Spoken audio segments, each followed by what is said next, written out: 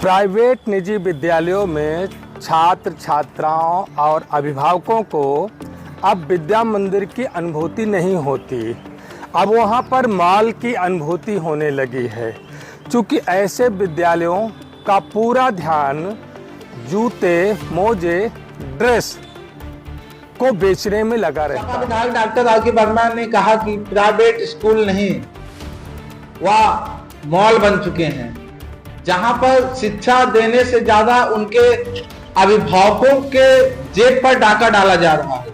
उन्होंने कहा कि शिक्षा व्यवस्था को व्यवसाय बना लिया गया है और आम जनता महंगाई के इस दौर पर पहले से ही परेशान है, जहां पर मनमानी तरीके से स्कूलों में जूता, मोजा, ड्रेस, फीस, अन्य सामानों के नाम पर लूट मची हुई है।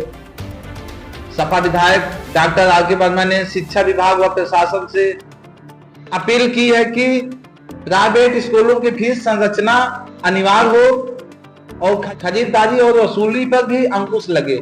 आइए सुनाते हैं सपा विधायक डॉक्टर आर.के. वर्मा की जुबानी हकीकत। गुड मॉर्निंग, मैं डॉक्टर आर.के. वर्मा, विधायक रानीगंज। प्राइवेट निजी विद्यालयों में छात्र छात्राओं और अभिभावकों को अब विद्या मंदिर की अनुभूति नहीं होती। अब वहाँ पर मॉल की अनुभूति होने लगी है, क्योंकि ऐसे विद्यालयों का पूरा ध्यान जूते, मोजे, ड्रेस को बेचने में लगा रहता है। और हालात तो ये हो गए कि अब विद्यालयों के द्वारा बाकायदा टेंडर किया जाता है एक विशेष दुकान के लिए, जबकि सरकार ने 2018 में कानून बनाया कि कोई भी विद्यालय किसी भी छात्र छात्रा को किसी विशेष दुकान से ऐसी सामग्री खरीदने के लिए बाध्य नहीं कर सकता। अगर करता है तो उस पर दंडात्मक कार्रवाई की जाएगी। हालांकि ये कार्रवाई होती नहीं है, अभिभावकों को इसकी जानकारी भी नहीं है। लेकिन सबसे बड़ी विडंबना यह है कि सरकार ने उसी कानून में एक व्यवस्था दी कि सभी ऐसे विद्यालय, खासतौर से कक्षा 1 से लेकर के 8 तक, जहां पर सबसे ज़्यादा शोषण होता है, NCERT की किताबें चलाने का निर्देश हुआ।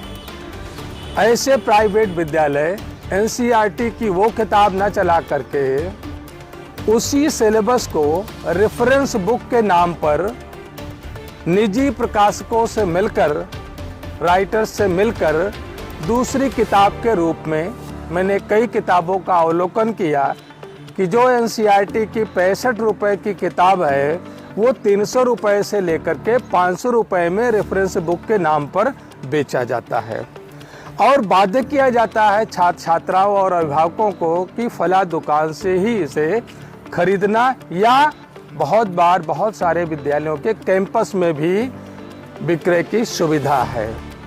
और उससे भी बड़ी विडंबना यह है कि प्राइवेट ऐसे विद्यालय हर वर्ष उस किताब का प्रकाशक बदल देते हैं, राइटर बदल देते हैं, जिसका परिणाम होता है कि एक ही घर के 3 बच्चे क्लास 1, क्लास 2, क्लास 3 में हैं, तो कोई भी बच्चा एक दूसरे की किताब उस क्लास में जाने के बाद नहीं पढ़ सकता।